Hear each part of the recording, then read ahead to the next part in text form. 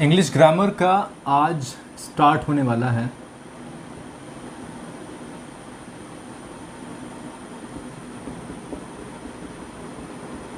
Episode number 3। और episode number 3 में हम जो पढ़ने वाले हैं वो पढ़ने वाले हैं प्रेजेंट, पहले बारी गलती, पास्ट इंडेफिनिट।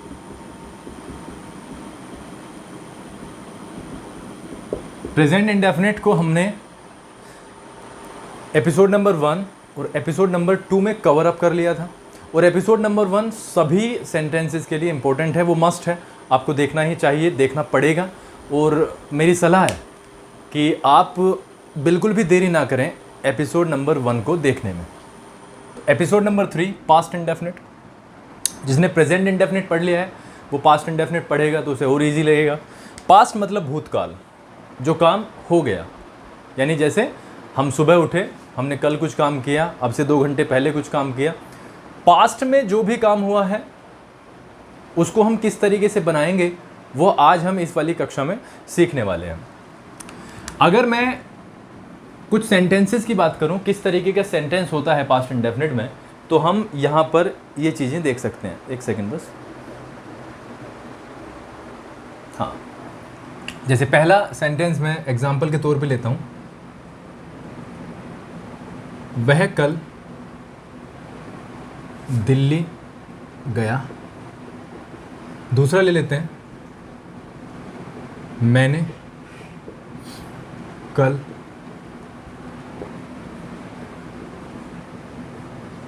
एक कार खरीदी। थर्ड,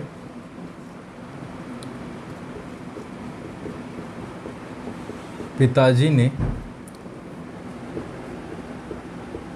अपना कार्य किया। हमने पिछले साल ताजमहल देखा। उन्होंने कल कक्षा में शोर मचाया। ये कुछ सेंटेंसेस हैं। हम सबसे पहले इन सारे सेंटेंसेस के बाद के शब्द देखते हैं। फर्स्ट थिंग, या, दी, या, खा, या, यानी साउंड आ का या ई का साउंड चल रहा है, यानी जिन वाक्यों के अंत में इस तरीके के शब्द हों और ये साउंड आए, आ ई का साउंड आए, उनको पास्ट इंडेफिनिट में हम बेसिकली ऐसे पहचान करके चलते हैं। ठीक है, पहली बात। दूसरी बात, हेल्पिंग वर्ब। पास्ट इंडेफिनिट में हेल्पिंग वर्ब होगी डिड, क्योंकि पास्ट की बात कर रहे हैं तो ये मेन वर्ब की सेकंड फॉर्म को लेके चलता है। मेन वर्ब की सेकंड फॉर्म का हम इसमें यूज करेंगे। आपने यहां पर देखा डिड का मैंने यूज किया, और डू डज का, डू का जो सेकंड फॉर्म होता है बच्चों वो होता है डिड। समझ में आ गया होगा।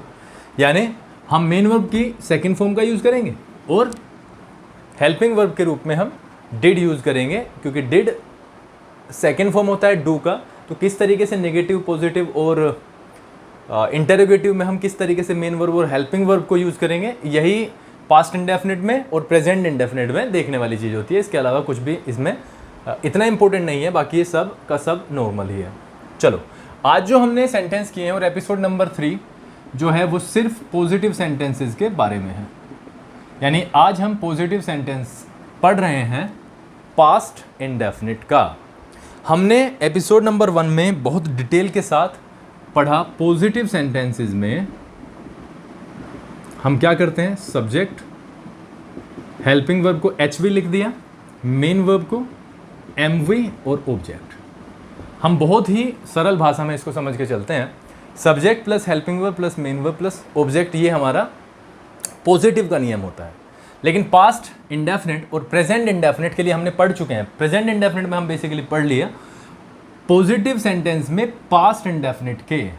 अगर मैं पास्ट इंडेफिनिट की बात करता हूं तो ये होगा सब्जेक्ट प्लस मेन वर्ब और सीधा सेकंड फॉर्म प्लस ऑब्जेक्ट। ये ही यहाँ पर ध्यान देने वाली बात है। पास्ट इंडेफिनिट का पॉजिटिव सेंटेंस इस तरीके से आपको बनाना है, जिस तरीके से हमने प्रेजेंट इंडेफिनिट का पॉजिटिव सेंटेंस बनाया था उसी तरीके से पास्ट इंडेफिनिट का पॉजिटिव सेंटेंसेस भी बनेंगे। यहाँ पर हमें ये चीज़ ध्यान रखनी है। तो आज के लिए हम शुरू करते हैं ये वाले सेंटेंसेस बनाने और फिर कुछ और एग्जांपल्स देखते हैं। पहला सेंटेंस, वह कल दिल्ली गया। जाने का काम हो, जाना होता है गो। सब्जेक्ट है बच्चों वह, यानी ही। ठीक है, ही। मेन वर्ब यानी मेन काम का किया उसने, जाने का, जाना होता है गो और गो में लग जाएगा, सॉरी गो का सेकंड फॉर्म होगा went. He went to Delhi. He went to Delhi. कल यानी पास्ट, और पास्ट के कल के लिए yesterday. He went to Delhi yesterday. बहुत सारे बच्चे लगातार समझाने के बावजूद भी इसमें लगाते हैं टुमारो, और टुमारो इज एब्सोल्युटली रॉन्ग। मैंने कल एक कार खरीदी। सब्जेक्ट क्या है, किसने कार खरीदी, मैंने, यानी I is the subject, I. Main verb का सेकंड फॉर्म खरीदना, बाय, बाय का second form bought, I bought. एक car, object a car. I bought a car, कब खरीदी बच्चों, yesterday. I bought a car yesterday. I bought a car yesterday. I hope इतनी चीज़ें clear हो गई होंगी। नंबर थ्री में हम देखते हैं पिताजी ने अपना कार्य किया। पिताजी ने अपना कार्य किया, अपना कार्य, ठीक है। ऑब्जेक्ट करना इज द सब्जेक्ट। अब करने के लिए हम क्या यूज़ करते हैं बच्चों, करना होता है बच्चों डू, और डू का सेकंड फॉर्म होता है डिड, जैसे मैंने अभी बताया। कई बच्चे इस वाले सेंटेंस में कंफ्यूज रहते हैं कि सर आपने तो मना किया था कि डिड का यूज़ नहीं करेंगे, सीधा सेकंड फॉर्म का यूज़ करेंगे। इसीलिए समझाया पहले। पिताजी यानी फादर, करना डू, डू का सेकंड फॉर्म डिड, और क्या किया, अपना काम। अपना काम मतलब his work. Father did his work. तो ये डिड जो है ये हेल्पिंग वर्ब नहीं है, ये मेन वर्ब का सेकंड फॉर्म है, ठीक है। हमने पिछले साल ताजमहल देखा। पिछले साल से बिल्कुल क्लियर हो जाता है कि ये किसकी बात हो रखी है, पास्ट की। देखना, सी का सेकंड फॉर्म सॉ। हमने, सब्जेक्ट है वी, सी का सेकंड फॉर्म वी सॉ, ठीक है, सॉ। क्या देखा, Taj Mahal, we saw the Taj Mahal. We saw the Taj Mahal last year, पिछले साल। We saw the Taj Mahal last year. We saw the Taj Mahal last year. उन्होंने कल कक्षा में शोर मचाया। कल मचाया पास्ट है। शोर नॉइज होता है, मचाने के लिए यहाँ पर मेक होगा पूरा का पूरा। अगर फ्रेज को आप देखोगे तो क्या बनेगा, मेक अ नॉइज। क्या बनेगा, मेक अ नॉइज। किसने मचाया, उन्होंने का मतलब है दे। मचाना मेक होता है, मेक का मतलब यानी कि यहाँ पे मेक हुआ, मेक का second form made.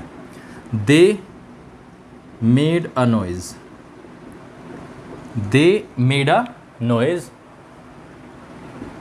In the class. ये जगह का रेफरेंस आ गया, जगह का जिक्र हो गया। They made a noise in the class. कब मचाया बच्चों, यस्टरडे। ये टाइम हो गया। They made a noise in the class yesterday, ठीक है। इस तरीके से हम पॉजिटिव सेंटेंस को करते हैं, ठीक है। ये जो है ये ध्यान रखना है आपको। अब हम देखते हैं हमें करना क्या है।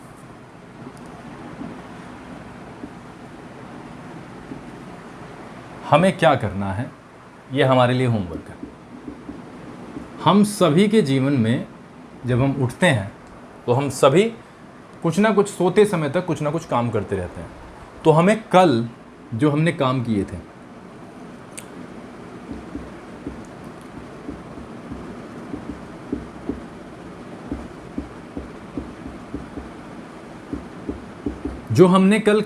थे, वो सारे लिखने हैं। जैसे मैंने कल एक मूवी देखी, आई देखिए, यानी I saw a movie yesterday. जैसे कल मैंने एक गाना गाया, आई सिंग का second form सैंग a song yesterday. इस तरीके से आपको कल जो आपने सारे काम किए वो आपको करने हैं, ठीक है। यही आपका होमवर्क है और ये आपको बहुत ही इम्पोर्टेंट लेवल पे करना है। मेरी पूरी आशा है कि आपको ये समझ में भी आया होगा और आप इससे लाभ भी प्राप्त करोगे। कक्षा 5 से, जेनेटिक की बात करूं, कक्षा 5 से 10 तक के बच्चों के लिए है। इसके अलावा 11th और 12th का बच्चा देखेगा, उसके लिए बहुत ज़्यादा बेनिफिशियल होगा, ठीक है।